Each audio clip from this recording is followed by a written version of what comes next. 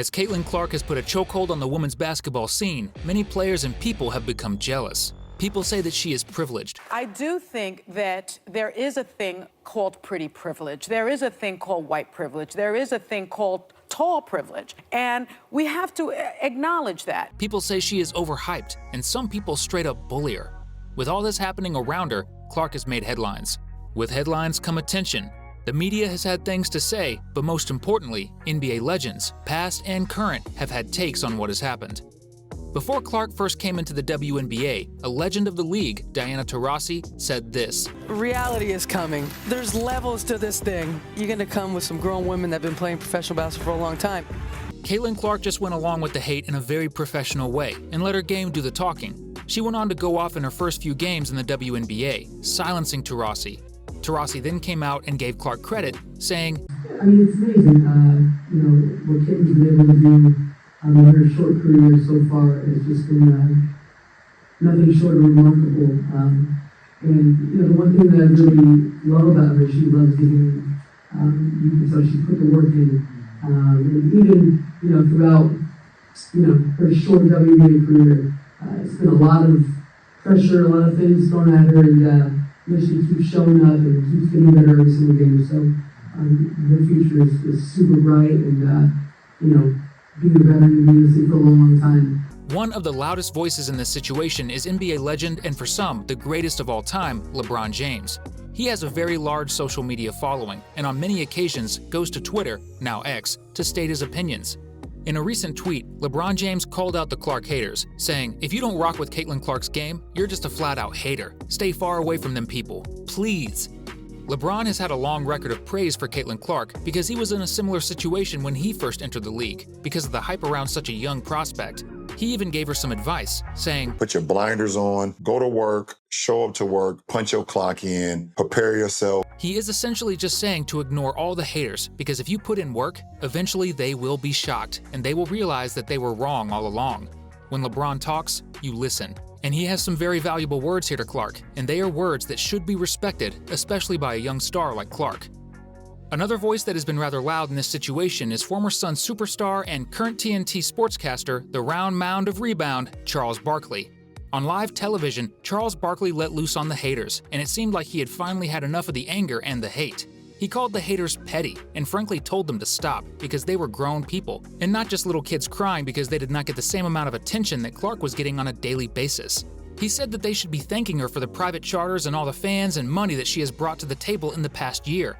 He then thanked Clark for everything she had done, showing his recognition for one of the best women's basketball players of all time. All the money and visibility she bring into the WNBA. Don't be petty like dudes. Listen. What she's accomplished, give her flowers. Stop being petty, all you women out there. She got y'all ass charters. She bringing all y'all this money to the table, but y'all being petty like dudes. LeBron, you are 100% right. Charles Barkley is a very unserious person a lot of the time, as you may see him joke about his co-hosts Kenny Smith and Shaquille O'Neal, but here, he was dead serious. He also seemed like he knew what he was talking about because he first of all spent years and years in the NBA, and once he left the NBA, he went right on broadcasting the NBA, so he has stayed around the game. For some cold hard statistics of the money and fame that Barkley is talking about, we are going to go all the way back to the WNBA draft. When Caitlin Clark was drafted #1 overall, there were a whopping 2.45 million viewers, which was an over 200% increase from the 2023 draft the year before. Moving on to Clark's debut, there were 2.1 million viewers, which easily became the most viewed WNBA game in the past 20 years. Even the WNBA commissioner spoke out about it, saying that Clark brings a huge fan base that knows basketball, and that she has helped lift the profile of all these players, raising the level of play for everybody. Additionally, the games which the Fever have played in went from arenas of a capacity of 4,000 to a capacity of around 18,000, or even more at times. Ticket prices have risen, as tickets for Clark's first preseason game sold for up to $1,100, which is unheard of for a WNBA game, let alone a preseason game. Additionally, jersey sales have skyrocketed, and Clark has brought money in from everywhere into the WNBA. Like Charles Barkley said, the WNBA has struggled for years to finally put up considerable TV ratings, jersey sales, and ticket sales, and now that they are finally doing it, they should be more grateful. And that is pretty much what Charles Barkley wants to make known, and he made it well known, as people on talk shows like Speak talked about it for the following days to come. Recently, Caitlin Clark was snubbed from the Team USA Olympic team for the upcoming Olympic team. This brought forth a lot of questions to the people in charge as people wondered why. Obviously, because Clark has the most hype around her currently, she should have been on the team, but she was not. It brought a lot of speculation among NBA players and athletes around the world because they could see that Clark had something special that needed to be shown off. Wizards legend Gilbert Arenas had a lot to say about this situation. He absolutely slammed Team USA and all of the haters that liked watching Clark get snubbed from the team. He also said that it was also just a straight-up bad decision, saying that millions of people will not be watching because she is not on the team. Well, that means 1 million people won't be viewing if she's not on the team. He slammed the women in this situation because in the past, players like Magic Johnson were allowed on the team before he had even gotten a full season under his belt. But it was because he was skilled enough and popular enough. And believe me, Caitlin Clark is very talented and more popular than any other player currently in the WNBA. He also talks about her jersey sales, which further proves her popularity, saying this. Our jersey's going to sell, right? If she was on this team, that jersey's going to sell. If they have an alternate jersey, that jersey's going to. So it's more of. If something is selling well, then you should try to push it as much as possible. And currently, Caitlin Clark is the biggest selling player in women's basketball and one of the biggest selling players across all sports. Simply, he thinks that the WNBA and the Team USA program need to look at her with more respect because of all the money, hype, and fame that she brings to the table. Before this whole thing went down, this legend had some more to say to the haters, and if you could not tell, he has a lot to say about it. When we talked earlier about the Taurasi incident, Arenas had some choice words for her, saying that she had been around for 20 years and that she needed to let Clark have her time in the spotlight.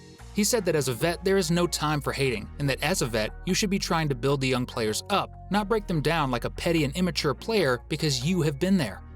So far in the WNBA, there have been a couple of players that have been out to get Clark.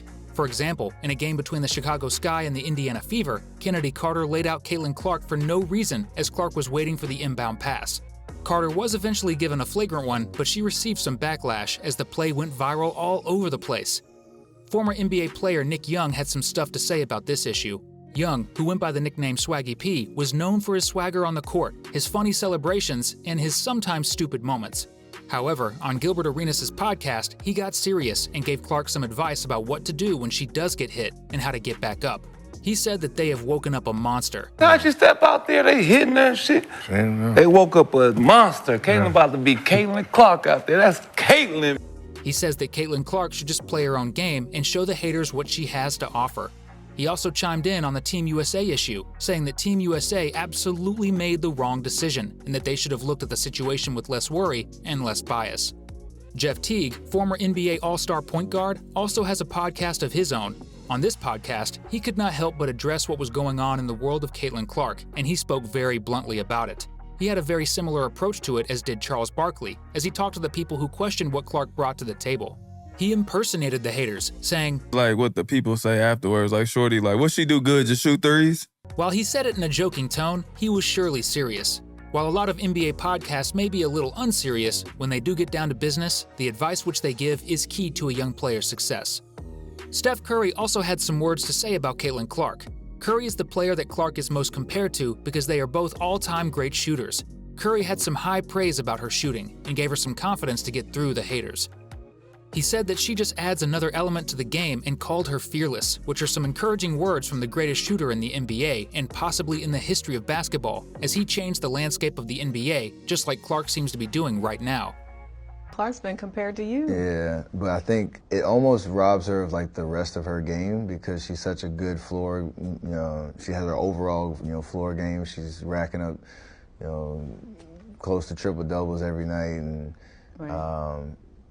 her shooting ability is, it's her superpower, but the rest of her game is as polished as that, and so it's must-see TV. Caitlin Clark has responded to all of this by letting her game do the talking. She listens to the advice that people like LeBron give her, and she uses it to further raise her game to new, unprecedented levels. It is inspiring to watch her grow, and it surely encourages young kids to chase their dreams, just like she has.